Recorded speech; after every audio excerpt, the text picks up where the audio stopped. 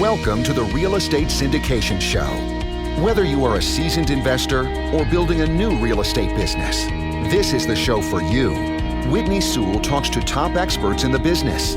Our goal is to help you master real estate syndication. And now your host, Whitney Sewell.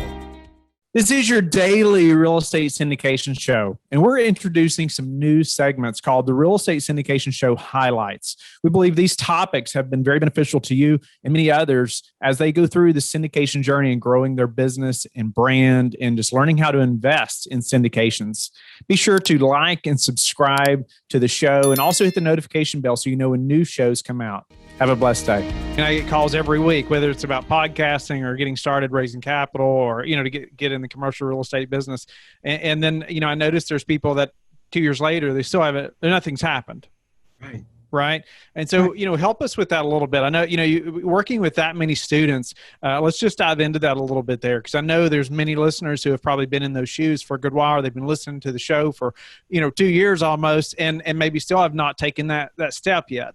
And so, help us with that a little bit. I know, personally, I know so much goes back to mindset and just getting out there and making it happen, but help us to put some tread to that, and how do you help people do that? Sure. So Whitney, you're spot on. In my opinion, everything has to do with mindset. Mindset and attitude and what goes on between your ears is everything. But to answer your question, what I found that students and people have most challenging is confidence. And so they may have all the relationships, they may have the ability to find property, they may have the ability to work partnerships, joint ventures, but they don't have the confidence. And it's kind of like when you go for a job and the job requirements are you got to have some experience. It's like, how do you get the experience to get the job without someone giving you a chance to have the experience? So confidence is the number one obstacle. And I think the way that I found most effective to be able to help folks out is to be a coach, a consultant, to be there when you need me. So I'll give you an example. I have a coach, her name is Cheryl, so we call her Coach Cheryl. And back in the day, we would have a standing appointment on Fridays. So every Friday I'd have a consult with my coach, my mentor. And there were some weeks on a Tuesday, I wanted to talk to her, but my appointment wasn't until Friday. And then there were some days where on a Friday, I'd have really nothing to talk about. So I think the biggest challenge is being there when you need them, even if it's for a simple question or even a long question, or to walk property, or to help through a contract, or to help through negotiations. Being able to have someone, one of the things that we do is we'll make live phone calls. When we put on our seminars and our conferences, they're educational based, we'll literally make live phone calls to active listings or to FSBOs for sale by owners. And people enjoy hearing that I still get flustered. I still ask silly questions. People will still hang up on me. So that gives them the confidence to know that if they fall, someone who's been doing this for a while with a lot of experience and maybe a little gray hair still has challenges as well. Rejection's hard, right? And it seems like, getting started in this business, you just already, we don't expect it maybe, or we don't, if you just think, okay, I have to be rejected 25 times before I get one yes. And me personally, I just want to say, okay, when do we get started? Yeah, that's a great point. And so for our KPIs, our metrics, when we're humming, we're dropping a little over 10,000 pieces of direct mail a month. We do different types of advertising, but from what we can tell, we need about 30 to 40 phone calls, 30 to 40 touches, emails, whatever that looks like, in order to get a deal. So we're going to hear no 30 to 39 times before we're going to hear a yes. And so I can honestly tell you, one of the reasons I think that we don't have a high success rate when people jump into this market is because they get discouraged, right? And then they'll get an email about, look at cryptocurrency, look at this opportunity. And because they're discouraged, they get distracted. And so they have the commitment starting out, but over time, if they don't see the little pieces of success, the little baby steps, it's easy to fall off the wagon. Is it important to track that? Like you said, we know it's going to take 30 to 40 pieces of mail or email or phone call. Like, is it important to track that? Let me tell you, We were writing contracts, as everybody does. We were writing contracts after contracts, offers after offers, right? And they're getting rejected. And we had a pile sitting on the desk. And it was like, what do you do with all these rejected offers? And maybe there's 2, 3, 4 months worth. And I asked I am not a realtor, I'm not an agent, but my lovely bride, Stephanie, is. And so I asked her to do me a favor. I asked her maybe to go through this pile and see if any of them had sold, to see if anybody was still interested. And we had about 40 offers that she went through. 4 of those offers, four of those contracts, 2 were accepted below what we asked. Wow. So someone had accepted an offer. Ours was higher. They rejected us. And as time went on, they took an offer less than ours. And the other 2, one was $500 more than ours, and one was $1,500 more than ours. So I learned, even though you have the rejection of your offer, that doesn't mean the deal's dead. And so we put a system in place to cycle through those every 30, 45 days, those rejected offers. And we found that we were getting close to a 10% acceptance rate on that pile if we just stayed in touch and follow through. And that's the challenge I think everybody has in any sales, whether you're in real estate or you're selling cars or whatever you're selling. The money's in the follow through. Don't you think? Yeah, I think it's learning as quickly as you can. Brandon Turner on Bigger Pockets always says that phrase about like building your parachute on the way down, and that's so true. It's like, you jump out of a plane and you're not sure if you have a pack that'll open, but damn it, you're going to try your best to open it. And so, yeah, it's being able to learn on the job, learn on the spot. And then if something doesn't work, if you fail, like no big deal. Like you learned a lot from your failures for sure. I mean, every failure I've had, I've just become so much better from it. How do you prepare for a potential downturn? So yeah, that's a good point. Basically, I have been hoarding cash. I've gotten all my HELOCs in place. So I've got a bunch of cash reserves based on like all my financing stuff. So whenever, interest rates are going down, I tried to get as much as I could right before I quit my job.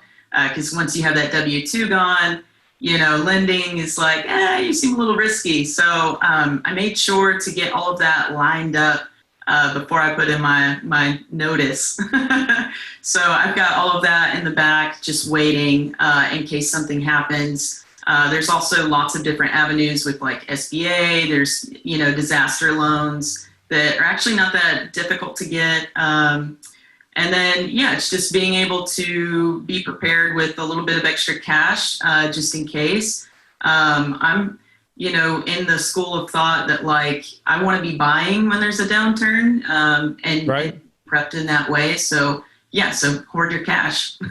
I find that people who are successful in business have a high level of self-discipline. And it's interesting, you talk about coming from, a scrappy beginning, as you call it, and just hard to get started, right? Or come from, not much or humble beginnings, but you have to have a high level of self-discipline. And, how did you gain that high level of self-discipline? I'm not, that's a great question. I'm not super positive where it came from, but I will say one thing that really helps keep me focused. So I do this thing, it's Hal Elrod actually came up with it, but it's called SAVERS. It's this acronym and I love it. I live by it. It's so amazing. So it's an acronym, SAVERS. S is for silence. So I do meditation in the morning, and this is a thing you do every day. You can do it in the morning, do it at night, whatever, and you can do it as long as you want or as little as you want. It's up to you. But so S is for silence. So I try to calm my mind and really get in that space of Zen, just, drown out everything else. And then A is for affirmations. I have a list of affirmations I make, every 6 months. And that's to keep me focused. And so I'll read through those twice. And then V is for visualization. So I have like a vision board and it's got like pictures of me doing awesome things like running a half marathon. And it's got like my little bobblehead on top, like just stuff to kind of trigger your brain to be thinking about those goals that you've set at the beginning of the year or whenever you set them, whatever, just being able to visualize yourself getting those things or, going to that beach and feeling the grains of sand in your toes, like, just really, really driving it home with the sensations. And then E is for exercise. I exercise every day. I've done that for like 90 days straight. I've missed 5 days, I will say. But I try to do it every day because it's a really great habit and it keeps me focused. And then R is for reading. I'll read lots of different things. I'm an avid reader. I love reading. So read for like 10, 15 minutes, whatever, you can fit. And then S is for scribing, just because he needed the acronym to work. It's just journaling, which has been eye-opening for me because I would get so busy and just like everything's kind of jumbled up. But when I'm forced to like journal to myself, like everything becomes more clear. And so I would say all of that has helped me become very disciplined because I start my morning that way. And so it trickles down from there. Like I feel centered. And now, any problem that comes up really just doesn't seem like I can handle it now. Yeah. I appreciate you sharing that. Morning routine is so important to me as well. And being up early, the Miracle Morning, Rod's, I guess one of his first books, is something I read, I don't know, 3 or 4 years ago. And that really transformed a lot for me too. And I don't follow all those things like that, or as disciplined as you are. But it did help me at least to think about my morning routine and being purposeful with that time. And, it just changed a lot. It's allowed me to read tons of books and do lots of other things. But, Meghan, now that you know what you know in real estate, you've got more experience now, what would you have done different on your first deal? On my first deal, I probably would have asked for more help. And what I mean by that is I didn't actually know like anyone in real estate. But there's so many more things now that there weren't basically back then, like LinkedIn. Like I probably would have gone to LinkedIn and looked up people that were in real estate that did investments and knew like how to navigate that, and just said like, hey, I'm young, I'm dumb, like I need help.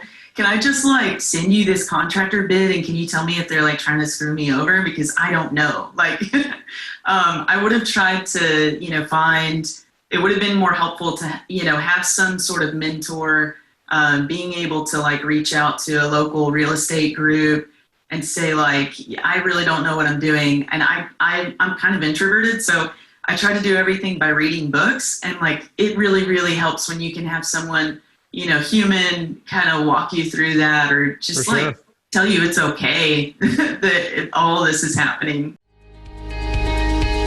Lionshare Bookkeeping believes the key to generating wealth is understanding where it comes from and where it needs to go.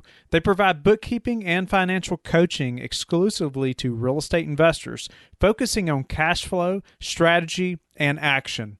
Go to lionsharebookkeeping.com/apartments to connect with them now. I want to ask you too, how did just the military or maybe Ranger School just affect your real estate business? So the military in general has been tremendous. I've been very fortunate to be a part of it. I tell everyone, I think there's different tiers, and for me, Ranger School was an obsession. And so I love touching on this, and I talk to all of my peers and any of my soldiers that care to listen about how important Ranger School was to my personal development, as a leader, as a soldier, as a person in general. And I really wanted to be a Ranger for so many reasons, and so many of them were like high level, like idealistic, romantic reasons. But I truly became obsessed, and that's like the only way forward for me. And so that was my priority. So just super focused on that for a long time, and very grateful for the opportunity. But I think your listeners could really get some value from some things that in hindsight I can translate into how that's built me as a leader, and also how it translates into real estate. There's 3 real things that Ranger School did for me as a tactical leader, or the military officer. And number 1, it made me extremely confident in my small unit tactics. Which is crucial to lead on the battlefield, or, if be in the arena of leadership, if you don't know the ins and outs, you're going to suffer, or worse your men and women underneath you are going to suffer because of that. So my ultimate motivation throughout it was just visualizing me in the future as the commander in ground during a tick or a firefight, and seeing the leader that I needed to be. And that leader is the absolute best. The men and women that would be serving under me or the units to my left and right, deserve the absolute best. And while that is not as heavy in the real estate game, as a syndicator, I still take, I like to think I aspire to take the exact same care of other people's money, especially whenever it's loved ones. And, I always want to be connected to my capital partners. I don't even like calling them investors. They partner with me on deals. So then we can go down and work together to, and buy benefit everyone involved. And so extreme confidence, it gives me chills thinking about some of the scenarios you kind of helped us visualize there. You're talking about being, it's just crucial when being a leader, and no doubt that's helping you build a team and just be successful in leading a team now into a business. The stakes are so much lower than when, you're overseas, and being just mentally in that game like that, or it's not a game, but, overseas, it's so important. When lives are on the line, I like to say, just the military gave me that, just the never give up mindset, because it's just not an option, right? It's just Absolutely. not an option. And so I love that, extremely confident. And so, yeah. And what were the others? Yeah. So I guess I love what you just touched on though, Whitney, and I'm going to come back to it whenever I talk about myself, but Ranger School in general and just leadership in general in the Army, really taught me how to lead people even at their worst. And specifically, whenever people are 3 days past their breaking point, which you often are in some of our training exercises, absolutely exhausted mentally, physically, emotionally, fatigued, and really morally susceptible to do things that you normally would not do. Because, as they say, hard times don't build character, they reveal character. And I mean, you find out what you are at your core whenever you are just stretched to your max. And so, I've learned, specifically that people don't really care whenever everything's on the line. People don't really care about how much you know until you've demonstrated how much you care about them. And that's very intrinsic to who I aspire to be like. So it's definitely translated over. It's, you have to invest the time and be there and how to be the best, in every situation, even whenever it's not necessarily your neck on the line, whenever it's somebody else's, and just be a servant leader, essentially.